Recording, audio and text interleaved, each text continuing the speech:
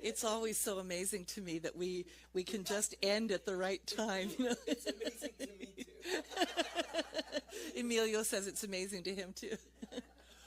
So once a year, whether we like it or not, I like to speak about life and death and dying, just because it's a reality.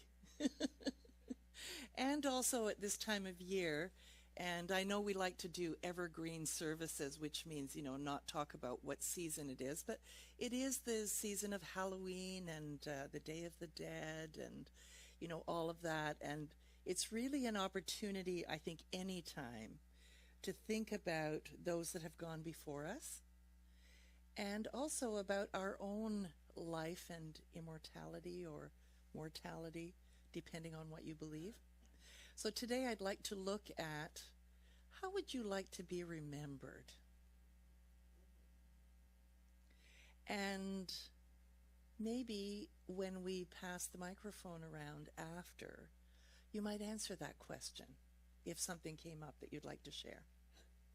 So I'd like to look at death, I'd like to look at desires, and also the New Thought look, as in unity, religious science, Christian science, and what do they also believe about death. So in the indigenous native traditions, death is a return to the spirit world, or the great mystery, continuing the circle of life. The ancestors guide and remain present in nature. And so a quote, Chief Seattle says, "There is no death, only a change of worlds." Hinduism, the soul, or Atman, is eternal, moving through cycles of birth and rebirth until achieving moksha, liberation and unity with the divine. As a person sheds worn-out garments, the soul puts on new bodies, is what it says in the Bhagavad Gita. Buddhism. Death is a part of the cycle of impermanence. A mind state at death influences rebirth. Ultimate peace is found in nirvana. And the Buddha's quote, "All that arises passes away. Strive for your liberation with diligence." Taoism. Death is a transformation of energy, a return to the Tao, the natural order of existence. The wise accept it as part of life's flow. Life and death are one thread, the same line viewed from different sides, by Lao Tzu. Judaism. Life and death are both sacred. The focus is on the righteous living and honoring God. Some believe in resurrection and the world to come. And from Ecclesiastes, the dust returns to the ground it came from, and the spirit returns to God who gave it. Christianity. Death is a passage into eternal life of God. Through love and faith, the soul finds resurrection and reunion with the divine. And from John, "I am the resurrection and the life. Whoever believes in me will live, even though they die." Islam. Death marks the soul's transition to eternal existence. The righteous enter paradise. Others face purification and judgment. Every soul shall taste death. Then to us will you be returned, from the Quran. African traditions. Death begins ancestral life. The dead watch over the living. The remembrance keeps their spirit active and blessed. And this is a proverb from the African people. The departed are not dead. They live in the hearts of the living. East Asian traditions. Death and life are parts of one cycle. Ancestors are honored and remain part of the family through rituals and memory. To forget one's ancestors is to be a brook without a source. Polynesian or Pacific Island traditions. Death is a return to the spiritual homeland. The ancestors remain close, guiding and blessing the community. And this is a Polynesian saying, "We are the ancestors of the future. Let us live worthy of remembrance." So in unity, transition is not the end. In unity, death is understood as a transition. When someone dies, their physical body is left behind, but the soul continues. Now, I know you heard a lot of different traditions there, and yet they all seem to have a very common thread, didn't they? That there is something eternal about this existence that we have, at least part of who we are, which is really interesting, isn't it? So the metaphor often used that the soul discards the body like an old suit of clothes or taking off a tight shoe. Which we were laughing about that this morning, about women know what it's like to take off tight shoes. I don't know if men wear tight shoes, but women certainly do. Yes. Unity encourages allowing grief to be spiritually transformative, inviting you to remain open to the unseen presence of loved ones.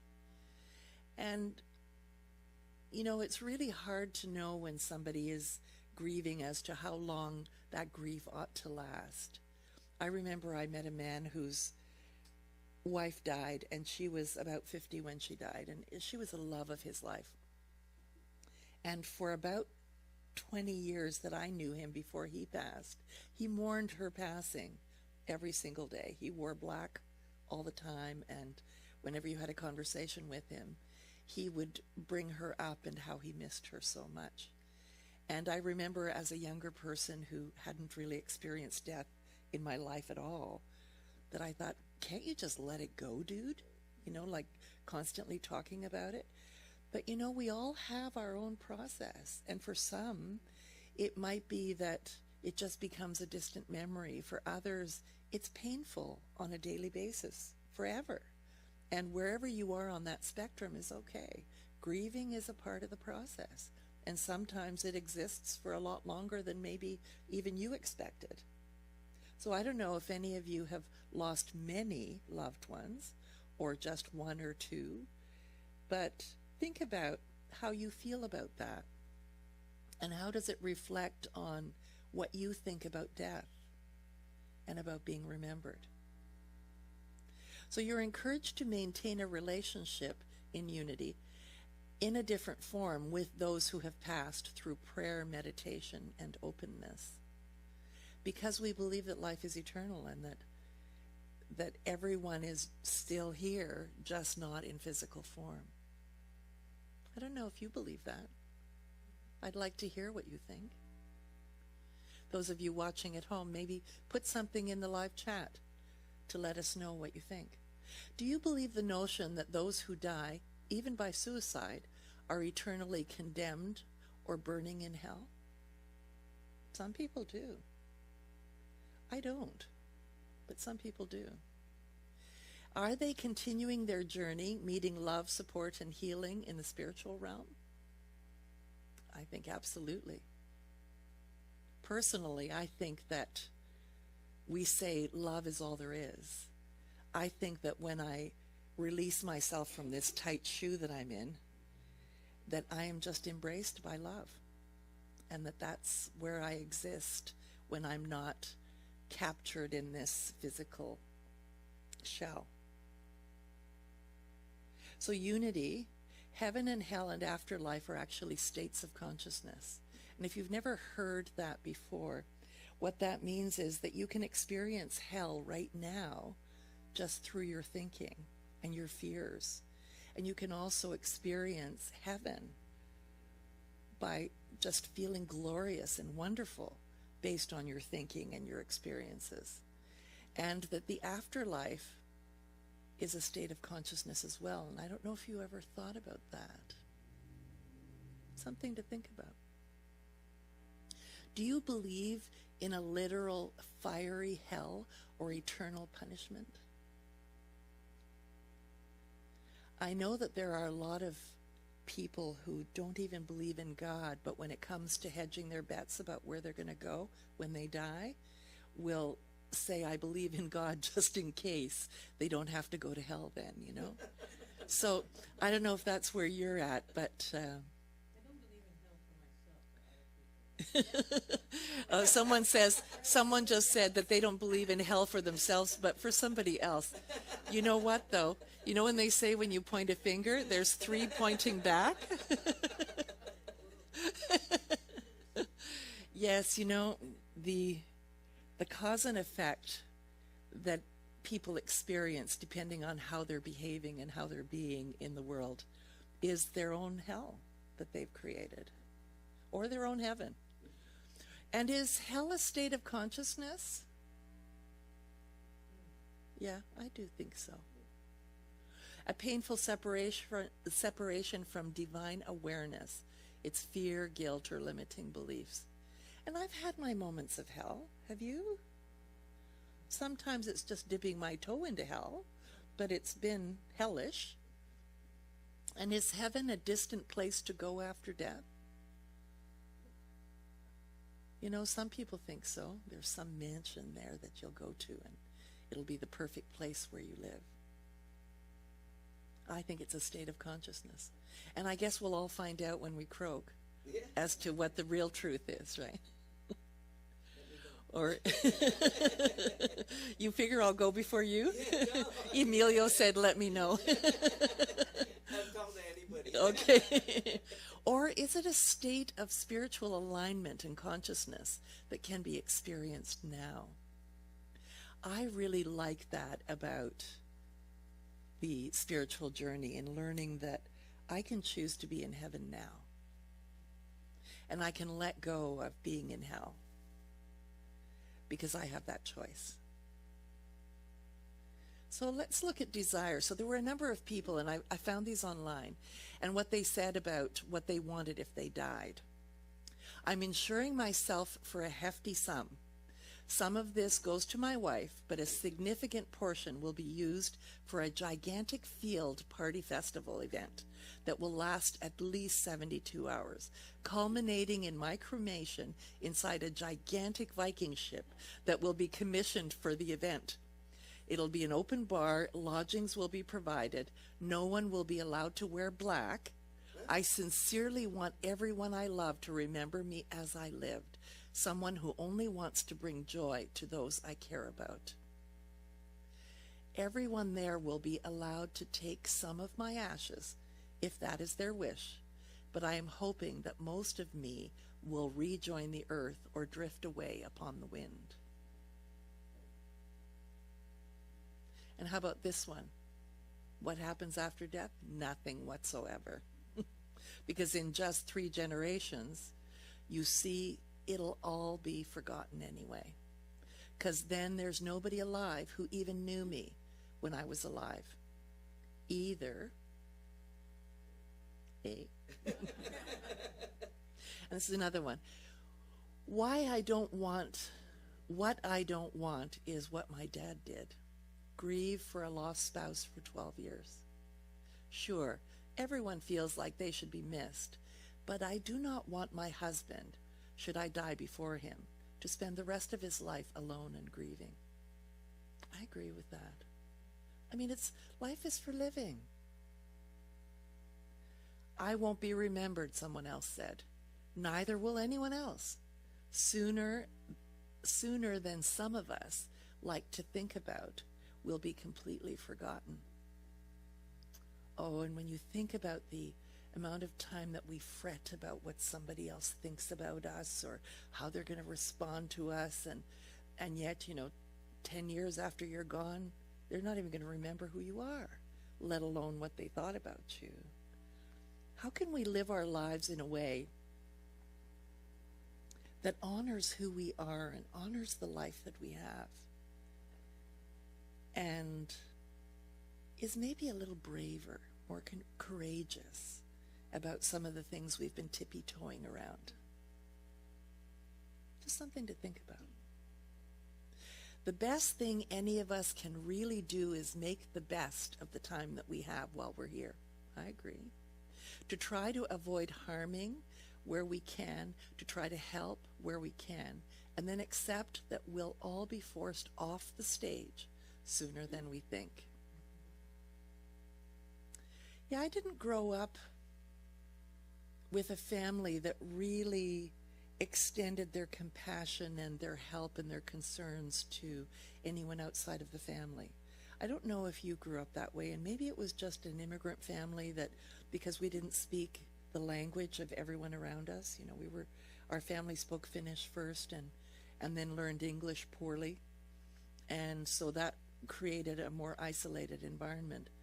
And so this idea of volunteering and helping others and things was something I had to learn as I grew up. I don't know if you had a similar experience or not, or was your family the kind that fed everyone, that came to the door when you were having dinner and, you know, helped neighbors and always was there moving boxes for people and when they were moving, or what was it like?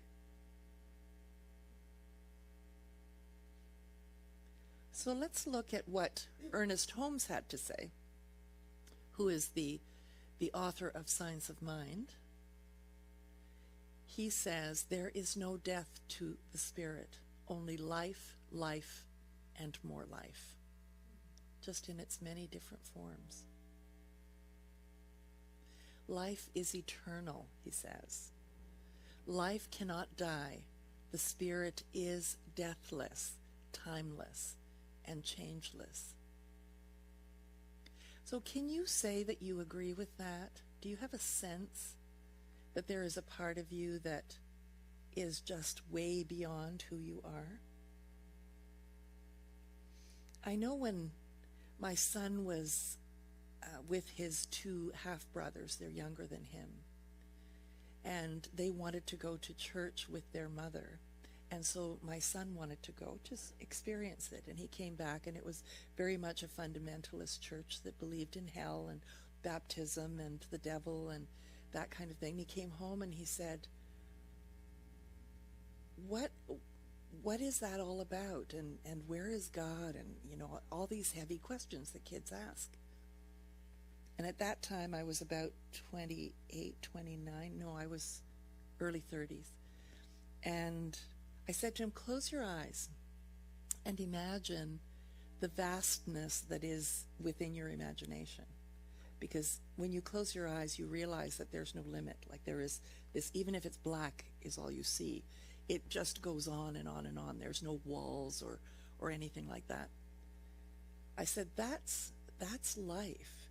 It just goes on and on. You just don't know what's beyond it. And so that's what I believe. And that's sort of how I tried to explain what it was before I had words for it. Since then, I've studied and I've become a minister twice. And, you know, I guess I was really serious about finding out about this stuff. But I have a sense of this infiniteness, this eternity. Do you?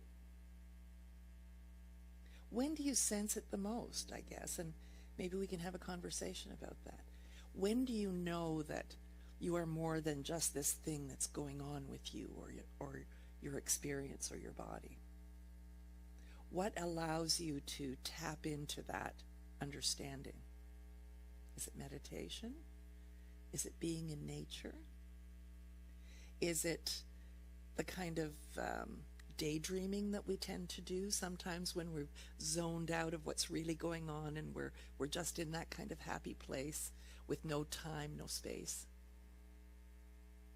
Because we're expressions of infinite life. And so as an expression of infinite life, the thing that I was thinking about was, then it must show up, that infinite part of me must show up somehow. So I started thinking about it, and one of the places that was really clear to me was those that create, whether they create music like Mozart, or they write poetry, or they have these ideas that channel through them that they know are not from them, that just seem to kind of get downloaded through them, or people who create art or write poetry or move with music and dance and that kind of thing. Like, I think those are as close as a human being can experience infinity. Would you say that that's true? Because it really is limitless when you're in that place. You don't even think about time or restrictions. So death is not the end, but the continuation of the soul's unfoldment. The one life that animates all creations never ceases. We do not lose our individuality in death. We merely lose a body. It was Deepak Chopra who said, we're kind of like this entity floating in infinity with just these light parentheses around us. So it's kind of open top and bottom, but it sort of defines us. And I really like that visual. Death is a transition of consciousness, not extinction. The body dissolves, but the self that knows and loves persists. We move from one realm of awareness to another. These are all Ernest Holmes quotes, by the way. It's an eternal process. We are immortal now. Eternity is now. Life continues in unfolding dimensions of being. No static heaven or hell, only ever-expanding expression. The soul's journey of growth and realization never ends. You know, and that's the thing too, as humans, we want to kind of control that expansion. We want things to stay the same, and you know, even this idea of aging and evolution and all of those things, we want to stop in one spot and say that, you know, I want to stay here. But it doesn't happen that way, does it? And the more you try to hang on to it actually is what creates hell, I think. So freedom from fear. Are you afraid of dying? Everyone's shaking their head saying no. I asked myself that question too. I think at one time I would have said yes. You know what I'm afraid of now, and it's because I've had the opportunity to experience it, is pain that might be associated just before I go. And that please make it quick, okay? So if you've got a direct line, which you do, could you please contact so-and-so and let them know I want it to be quick? So my fear comes from a place of being in pain for too long to think that I can endure it. And yet I had a couple of health issues over the last decade. And in both cases, I was at death's door. One of them, my organs were shutting down. And I didn't feel a thing. And in my mind, I didn't even know it. I was only told after the fact that you were like, you could have expired at any moment. And I remember thinking, wow, that would be cool, you know, for it to happen in such an easy way. And that kind of opened my eyes to this idea that where is my fear then? And even in that state that I was in, I wasn't in any pain, but I was also somewhere where they were looking after me for that. So know that, you know, we live in a time where, like Jean Jefferson, who passed a year ago now, who chose to not live in pain, and that society allowed her to do the MAID, which is choosing your own passing. Would I be brave enough to do that? I think if I was in enough pain, I absolutely would be. And as I was privileged to be in the room when she passed, and it was so peaceful. She just closed her eyes and she went to sleep. There was no thrashing or anything that one would imagine. And it was a beautiful thing, and she was so ready. And moments before she passed, we all went up to her just to say something, because there was about 30 people in the room. And she took my hand and kindly said, "You've made a difference." I thought, wow, even at the last moment. So fear fades with spiritual understanding. Love, consciousness, and individuality are indestructible. So when I think about my dad, I know that he has somehow just kind of showed up from the spirit world. To know God as life is to be at peace with change. And it's a great continuum. Eternal life is not something to be attained, it's something to be realized. We're immortal centers of an infinite field of spirit. Death is only a doorway into greater light. The soul forever moves towards fuller union with the divine. Yes, I think we all on some level long to be home, the big H home, the place where we're not constricted by the tight shoe, where we're loved beyond measure. So let's take time to illuminate the lives of our loved ones who have made their transition. Reflect on what you're leaving today for the future as well, so that someone can illuminate your life at some point in the future. So if I were to ask you to illuminate the life of someone, who might it be for you? I know for me, there's a number of people, and I smile as I think about them and the wonderful things they brought into my life. How about you? And what are you leaving for the future? Well, I know I've done enough paintings that hopefully some of them survive. Somebody will enjoy them and go, oh yeah, there was this person way back, in 2025 who did all of these paintings. So what about you? What are you leaving for the future? Ernest Holmes says, and so we prepare not to die but to live. The thought of death should slip from our consciousness altogether. And when this great event of the soul takes place, it should be beautiful, sublime, a glorious experience. As the eagle, freed from its cage, rises to its original height, so the soul, freed from its home in a heavy flesh, will rise and return unto its Father's house, naked and unafraid. Can you feel the wind beneath your wings?